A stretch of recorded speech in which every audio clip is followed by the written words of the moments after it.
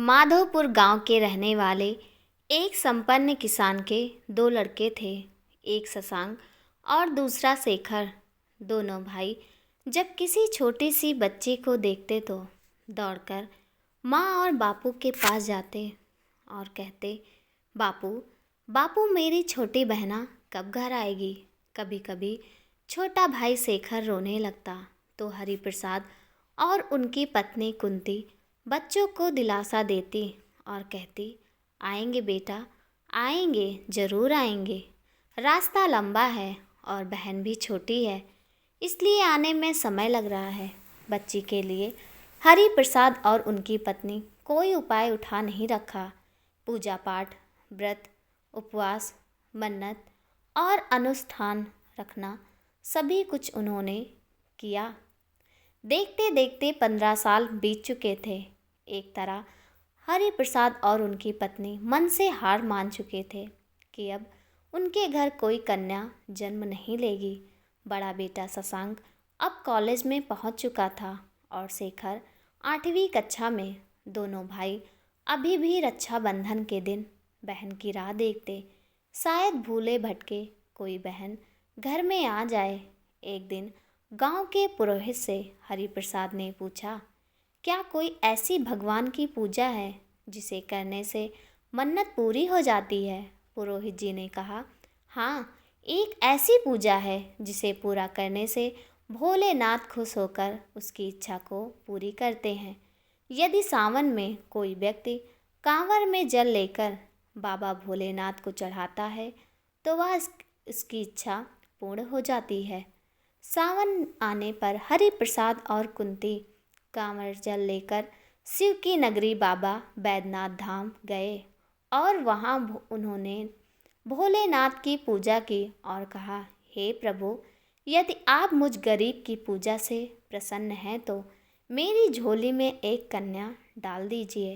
हे प्रभु, मेरे दोनों बच्चे एक बहन के लिए तरस रहे हैं, उनकी मनोकामना प्रभु पूरा कीजिए। हे प्रभु, जब कन्या होगी तो हम दोनों कन्या दान करेंगे और महादान का भागी बनेंगे। बैद्यनाथ धाम से वापस आने के बाद भोलेनाथ ने उनकी सुन ली। कुंती ने एक सुंदर कन्या को जन्म दिया। उसका नामकरण में शक्ति नाम पड़ा। शक्ति का जन्मोत्सव बहुत ही धूमधाम से मनाया गया। शिव की पूजा और पूरे गांव को भोज खिलाया गया। दोनों भाई शशांक और शेखर बहुत खुश थे क्योंकि प्यारी सी गोल मटोल बहना घर आई थी। दोनों भाई प्यार से शक्ति को खिलाते, गाना सुनाते और बाहर घुमाने के लिए ले जाते। शक्ति जल्दी जल्दी बड़ी होने लगी। नानी के घर बड़गांव जाती, वहाँ भी सब उतना ही प्यार करते क्योंकि मामा के पास भी कोई बेटी नहीं थी। शक्ति 2 घरों में एक लौती लक्ष्मी थी। शक्ति इतनी सुंदर गुड़िया जैसी लगती कि गुड़िया भी उससे शर्मा जाए। 5 साल की शक्ति जब हो गई तो दोनों भाइयों ने सलाह किया और अपने पिताजी से कहा, बापू।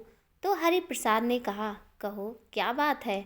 शक्ति गांव के सरकारी स्कूल में नहीं पढ़ेगी, उसे हम लोग अंग्रेजी मीडियम स्कूल में नाम लिखाएंगे। हरिप्रसाद ने कहा, ठीक है, तुम लोग जहाँ अच्छा लगता हो पढ़ाओ, पर बेटा उसे रोज़ स्कूल छोड़ने कौन जाएगा।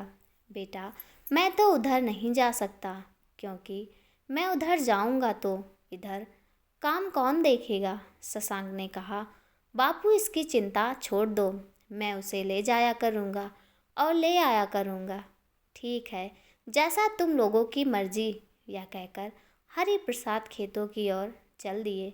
शक्ति के जन्म के बाद हरिप्रसाद खेतों की उपज बहुत बढ़ गई। जो खेत में उपज कम होती थी उसमें भी उपज ज़्यादा होने लगी। पूरा साल घर खर्च, बच्चों की पढ़ाई, रिश्तेदारी, सबके बाद हरिप्रसाद 2 लाख का धान गेहूँ बिक्री कर देते।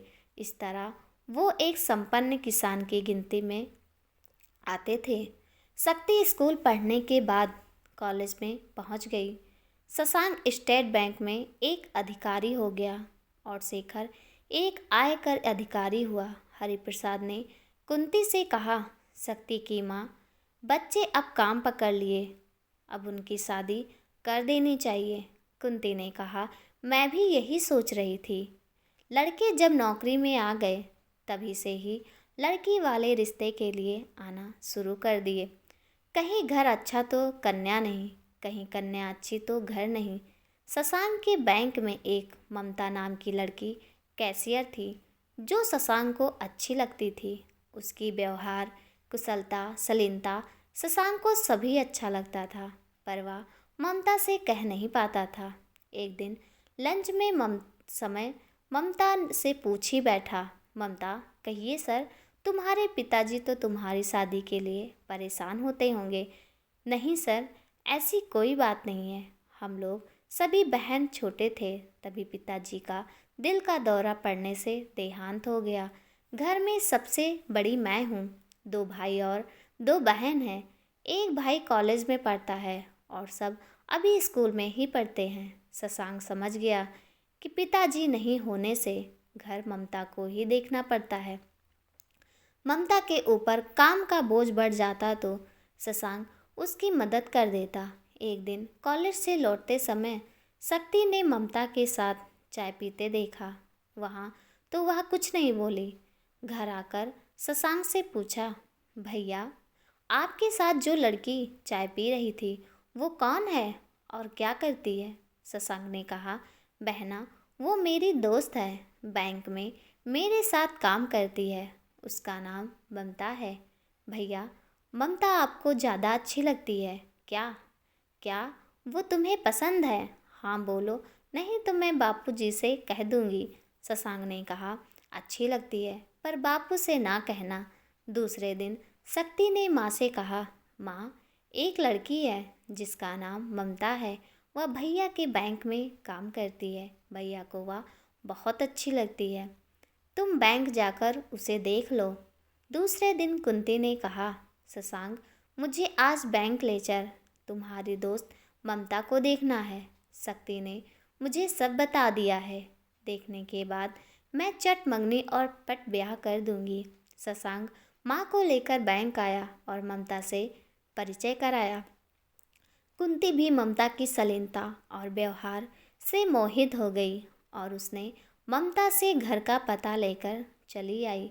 शाम को खेत से आने के बाद कुंती ने हरिप्रसाद से कहा, देखो जी, मैं आज बैंक गई थी। वहाँ मैं शशांक के सभी दोस्त से मिली। वहाँ एक ममता नाम की लड़की थी जो मुझे बहुत अच्छी लगी। शशांक भी उसे पसंद करता है। मैं उसके घर का पता लाई हूँ। कल मैं सोच रही हूँ कि शेखर के साथ उसकी माँ से मिल आऊँ। हरिप्रसाद ने कहा, ठीक है, शशांक, माँ को शेखर लेकर चली जाना। दूसरे दिन शेखर को लेकर कुंती ममता के घर पहुँची। दरवाजे की घंटी बजाई तो उसकी माँ ने दरवाज़ा खोला। ममता की माँ ने कहा, आइए, आप लोग बैठिए। आप लोग बताइए, आप कौन हैं, कहाँ से आए हैं और क्या काम है? कुंती ने कहा, मैं शशांक की माँ हूँ। यह मेरा छोटा बेटा शेखर है। आपकी बेटी और मेरा बेटा एक ही बैंक में काम करते हैं। दोनों एक दूसरे को पसंद करते हैं। बच्ची की खुशी में हमारी खुशी है। बहन जी, ममता के पिता नहीं है। घर को मेरी बेटी ही देखती है। बड़ा लड़का कॉलेज में पढ़ता है और ट्यूशन करता है। इस स्थिति में मैं बड़ी दुविधा में हूँ। कुंती ने कहा, ममता की माँ, आप चिंता ना कीजिए। 2 जोड़े वस्त्र में बेटी को विदा कीजिए। मुझे और कुछ नहीं चाहिए। अपने मन से यह डर निकाल दीजिए। जब तक आपका लड़का नौकरी नहीं पकड़ लेता तब तक आप लोगों की देखभाल ममता ही करेगी। शुभ घड़ी और शुभ मुहूर्त में शशांक और ममता शादी समारोह में परिणय सूत्र बन गए। शक्ति को तो जैसे खुशियों का खजाना ही मिल गया। ननद भाभी का प्यार ऐसा था जैसे बचपन की कोई सखी हो। ममता ने अपने प्यार व्यवहार से सभी का दिल जीत लिया। हरिप्रसाद शशांक के विवाह भोज में पूरे गांव को भोज खिलाकर वर वधू को आशीर्वाद दिलाया। दोनों भाई शक्ति को योग्य और कर्मठ बनाना चाहते थे। बापू हरिप्रसाद का सपना था कि अब बिटिया बड़ी हो गई, उसकी शादी कर दें। उन्होंने इस विषय पर दोनों बेटे से बात की। दोनों भाई ने बापू से कहा, बापू शक्ति अभी बीए फाइनल में गई है। बापू आगे वह पढ़ना चाहती है या कोई काम करना चाहती है, उसकी सहमति से ही निर्णय लेंगे। बापू पहले जैसा अब नहीं रहा, लड़कियां अब घर के दायरे से बाहर निकल चुकी हैं।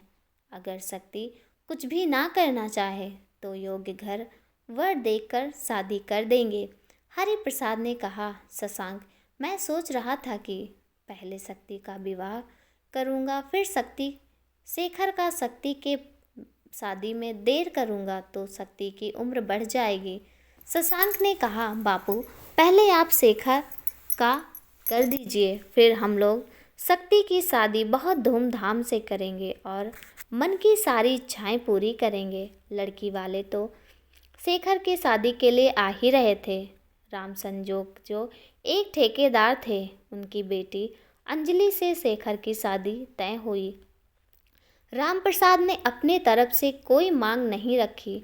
राम संजोग एक नामी ठेकेदार थे, उनकी तुति बोलती थी। राम प्रसाद को बिना मांगे ही दहेज में कोई कमी नहीं की। अच्छे ढंग से बारात का स्वागत के साथ ऐशो आराम की सारी वस्तुएं के साथ बेटी दामाद को नए कार में विदाई की। शेखर के ससुर की संपन्नता देखकर गांव वालों की जलन हो गई। ठेकेदार राम संजोर की लड़की अंजलि खूबसूरत तो थी, पर ऐशो आराम में रहने के कारण जिद्दी और लापरवाह थी। राम प्रसाद ने शेखर का विवाह भी धूमधाम से मनाया। दो भाभी के बीच अकेली ननद शक्ति खुद को भाग्यवान समझने लगी। नई रसोई की विधि करने के अवसर पर कुंती देवी ने कहा, बेटी अंजलि आज से ये घर तुम्हारा और ममता का है। एक छोटी सी बहन शक्ति तुम लोगों की है। तुम लोग आपस में प्रेम से रहना, सुख दुख बांट कर चलना। कुंती देवी की यह बात अंजलि को पसंद नहीं आई। बोली तो वह कुछ नहीं, पर मन से सहमत नहीं थी। सुबह अंजलि देर से उठती थी, तब तक ममता और शक्ति मिलकर खाना बना लेते। खाना खाने के बाद शशांक और ममता बैंक निकल जाते और शक्ति अपने कॉलेज के लिए रवाना होती। शेखर भी ऑफिस चला जाता। घर में सास कुंती और बहू अंजलि बच जाते। नहा धोकर अंजलि खाना खाती और सारा दिन स्मार्टफोन या फिर टीवी में उलझी रहती। कभी कोई मेहमान इस बीच आ जाते तो जैसे तैसे उठकर चाय नाश्ता करा देती। कभी कभी कोई मेहमान बिना चाय नाश्ते के ही चले जाते। यह बात कुंती देवी को अच्छा नहीं लगा, पर सोचती कि बहू धीरे धीरे सब सीख लेगी। अंजलि इन सब बातों से अनजान रहती।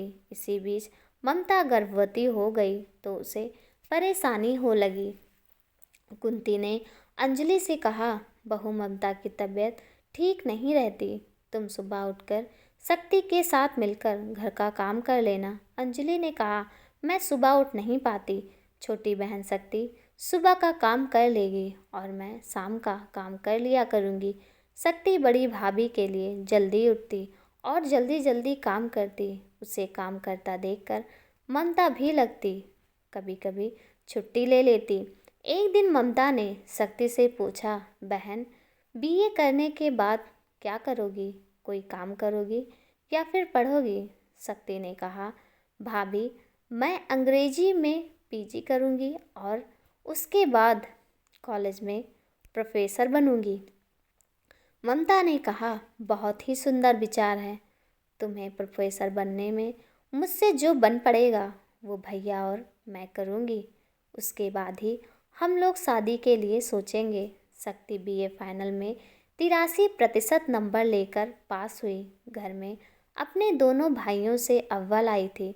इससे दोनों भाई उससे खुश थे। उसके पास होने की खुशी में दोनों भाई और भाभी ने मिलकर खुशी मनाई। उपहार के तौर पर दोनों भाइयों ने एक स्कूटी खरीदकर शक्ति को दी। उसे कहीं आने जाने में कोई दिक्कत ना हो।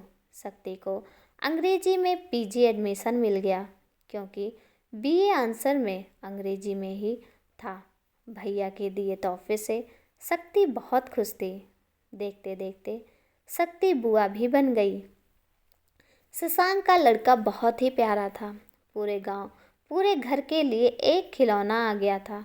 दादा दादी और बुआ सारा दिन उसी में लगे रहते। सबने उसका जन्मोत्सव बहुत ही धूमधाम से मनाया।